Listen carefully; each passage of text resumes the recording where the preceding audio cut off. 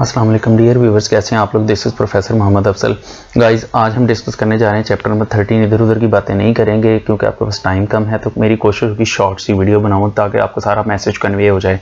लेकिन ये है कि आप सब्सक्राइब कर दें, बेल आइकन प्रेस कर दें, ऑल नोटिफिकेशंस पे क्लिक कर दें, शेयर करें, अच्छे वाला कमेंट करें, लाइक करें वीडियो को और कमेंट में डन लिखें और अच्छे वाला कमेंट करना है। और सोशल मीडिया प्लेटफॉर्म्स की सारी प्रोफाइल्स के लिंक्स मैंने शेयर कर दिए हुए हैं, वहाँ पर भी आप मुझे फॉलो कर लें।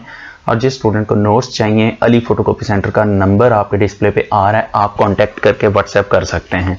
ओके गाइस, हम चलते हैं अपने मेन टॉपिक की तरफ। Right the reactions of propane with cold dilute alkaline KMnO4 and hot concentrated alkaline KMnO4।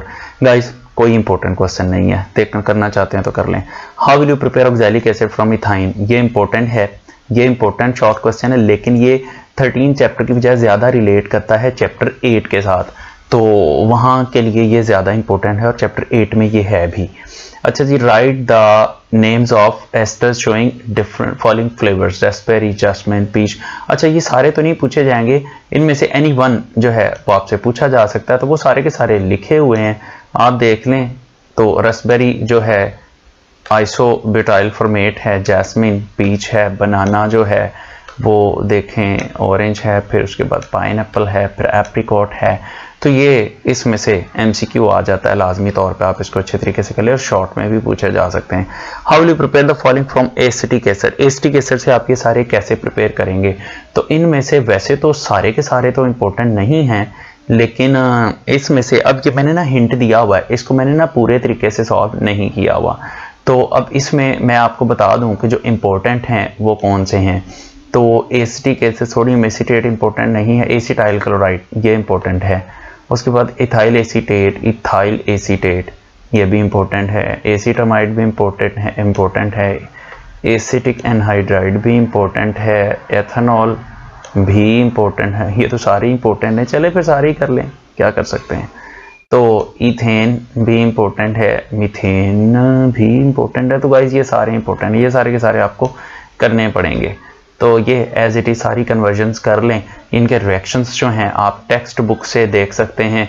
मतलब ये है कि सारी की सारी एसिटिक एसिड की केमिकल प्रॉपर्टीज़ हैं, तो वो सारी की सारी अलग से शॉर्ट क्वेश्चन है। इसमें कुछ जो है वो लॉन्ग के लिए इंपॉर्टेंट है, लेकिन कुछ जो है स्पेसिफिकली शॉर्ट के लिए हैं। फॉर एग्जाम्पल, आप ये लास्ट वाले चारों देख लें, मतलब एसिटिक एनहाइड्राइड बहुत इंपॉर्टेंट शॉर्ट क्वेश्चन है। अगर मैं प्रायोरिटीज़ बताऊँ एज ए शॉर्ट, तो प्रायोरिटीज़ के तौर पर मैं बताता हूँ, ये जो है एसिटिक एनहाइड्राइड सबसे इम्पोर्टेंट है। उसके पास इथेन वाला ये दूसरे नंबर पे है, और बाकी एसीटोन है, मीथेन वाला तीसरे नंबर पे है, और एथेनॉल वाला चौथे नंबर पे है। तो ये प्रायोरिटीज़ हैं, बाकी ये 5वें नंबर पे आएगा, सबसे कम इम्पोर्टेंट है। तो ये सारे एज ए शॉर्ट हैं। बाकी इससे ऊपर वाली जो हैं 3 या 4 जो वट जितनी भी प्रॉपर्टीज़ बनती हैं, वो properties as a long question important है। मतलब ये वाली, ये नहीं, ये पहली सोडियम वाली तो नहीं, ये वाली, तो इसमें ये जो है ये एज ए लॉन्ग क्वेश्चन पूछे जा सकते हैं, तो इसको आप अच्छे तरीके से कर लें। अच्छा guys, what are fatty acids. Fatty acids क्या होते हैं इसमें पामेटिक एसिड और स्टेरिक एसिड का फॉर्मूला होगा, ये हेयर इट इज, इसको अच्छे तरीके से कर लें, ये शॉर्ट में आ सकता है। पामेटिक एसिड और स्टेरिक एसिड का फॉर्मूला लिखें। अच्छा, स्ट्रक्चर्स लिखे, फॉर्मिक एसिड का, एसिटिक एसिड का, ये कोई इतने इंपॉर्टेंट नहीं है, बस इनके स्ट्रक्चर्स को देख लें एक दफ़ा। यूपैक नेम्स लिखने हैं जी इनके, कोई नहीं, ये भी इतने इंपॉर्टेंट नहीं है। उसके बाद नंबर 7 पे acetic acid can be reduced to ethanol and ethane, write the equation. ये मैं ऊपर बता चुका हूँ, वही इंपॉर्टेंट है। कंप्लीट रिडक्शन करवाएंगे तो हमारे पास इथेन बनेगा, पार्शियल रिडक्शन करवाएंगे तो ये बनेगा। तो ये इंपॉर्टेंट क्वेश्चन है, क्वेश्चन नंबर 7 जो है। Right the uses of acetic acid. Guys, बहुत बहुत बहुत इंपॉर्टेंट क्वेश्चन है। एसिटिक एसिड के जो यूजेस हैं वो बहुत ही ज़्यादा इंपॉर्टेंट हैं, ये आपने अच्छे तरीके से करने हैं। अच्छा जी, what is vinegar and how is it formed from ethanol, कोई इतना इंपॉर्टेंट नहीं है। How fermentation helps to manufacture acetic acid. Fermentation से एसिटिक एसिड कैसे बनता है। फर्मेंटेशन से बेसिकली अल्कोहल बनती है, अल्कोहल की ऑक्सीडेशन करके एसिटिक एसिड बनाया जाता है, तो ये इंपॉर्टेंट क्वेश्चन हो सकता है। 11th one, how will you convert ethyne into ethanoic acid. Guys, ये इंपॉर्टेंट है, ये इंपॉर्टेंट है, इसको अच्छे तरीके से करना है। How will you convert methanol into acetic acid, ये भी इंपॉर्टेंट है। अच्छा जी, how will you convert alcohols and aldehyde to carboxylic acid, ये भी इंपॉर्टेंट है, लेकिन ये रिएक्शन, सेम रिएक्शन बड़ी दफा आया हुआ है इसमें। How will you get carboxylic acid from alkyl nitriles, ये भी इंपॉर्टेंट है, ये भी करना है आपने। After that discuss the hydrolysis of ester. ये ज़्यादा लॉन्ग क्वेश्चन के लिए इंपॉर्टेंट है, शॉर्ट में इसका चांस कम होता है। How will you get carboxylic acid from carbon dioxide. Carboxylic acid specially acetic acid के बारे में पूछा जाता है। यहाँ प्रोपेनोइक एसिड दिया हुआ है लेकिन पूछा एसिटिक एसिड कैसे लिया जाता है। तो यहाँ पर जहाँ पर आपने ग्रिग्ना रिएजेंट के अंदर आपने इथाइल ग्रुप लिया हुआ है, वहां पर अगर आप मिथाइल ग्रुप ले लेंगे इस जगह पे, तो फिर यहाँ पर भी CH3 आएगा, सिर्फ यहाँ पर भी सिर्फ CH3 आएगा और ये प्रोपेनोइक एसिड की बजाय एसिटिक एसिड बन जाएगा, बाकी सारा वैसे ही। और ये गाइस इंपॉर्टेंट है। How will you convert methane into ethanoic acid.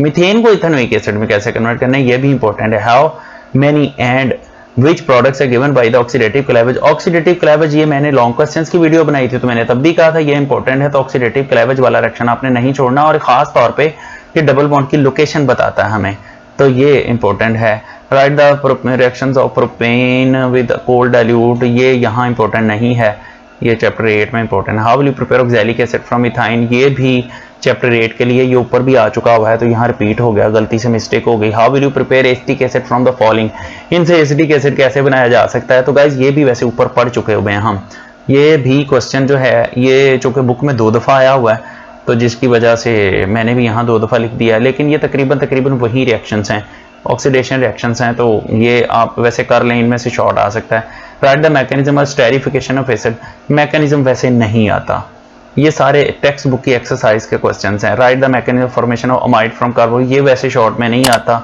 लेकिन लॉन्ग में इसका ज़्यादा चांस होता है। एसिटिक एसिड थायनाइल क्लोराइड के साथ रिएक्शन करता है तो उसका मैकेनिज्म लिखें, ये भी लॉन्ग में है, ये भी लास्ट वीडियो में मैंने बताया था। तो ये हम एसिटिक एसिड से ये वाली प्रोडक्ट्स कैसे बनाते हैं, तो ये वाली प्रोडक्ट्स जो हैं इसका जो है ये भी एज अ शॉर्ट पूछी जा सकती हैं। तो ये वैसे ऊपर भी मैं बता चुका हूँ कि इसके अंदर जो सबसे इम्पोर्टेंट है वो है ये वाला एसिटामाइड कैसे बनेगा, एसिटिक एनहाइड्राइड कैसे बनेगा, एथेनॉल कैसे बनेगा, इथेन कैसे बनेगा, ये भी ऊपर हम कर चुके हुए हैं। मीथेन कैसे बनेगा और एसीटोन कैसे बनेगा, ये सारे इंपॉर्टेंट हैं। तो ये वही ऊपर वाला ही है, तो ज़्यादा परेशानी की बात नहीं, ये एक्सरसाइज वाले क्वेश्चंस हैं, तो ये मैं नोट्स में लिख चुका हुआ हूँ। Right the uses of acetic acid, ये भी नोट्स, ये भी एक्सरसाइज का है तो ये मैंने इसमें लिख दिया है। अल्फा अमाइनो एसिड कैसे बनता है, एसिडिक और basic and neutral amino acids क्या होते हैं, गाइस इंपॉर्टेंट क्वेश्चन है। एसेंशियल नॉन एसेंशियल वाला जो क्वेश्चन है ये भी इंपॉर्टेंट क्वेश्चन है। लो जी, एसेंशियल और नॉन एसेंशियल मैंने क्वाइट लिख दिया यहाँ पर। उसके बाद है what is zwitter ion, right it's formation. अच्छा, इसके अंदर क्वेश्चन ये भी आता है what is the structure of amino acid, तो स्ट्रक्चर में भी हमने ज्विटर आयन ही लिखना होता है, तो गाइस ये भी इंपॉर्टेंट है।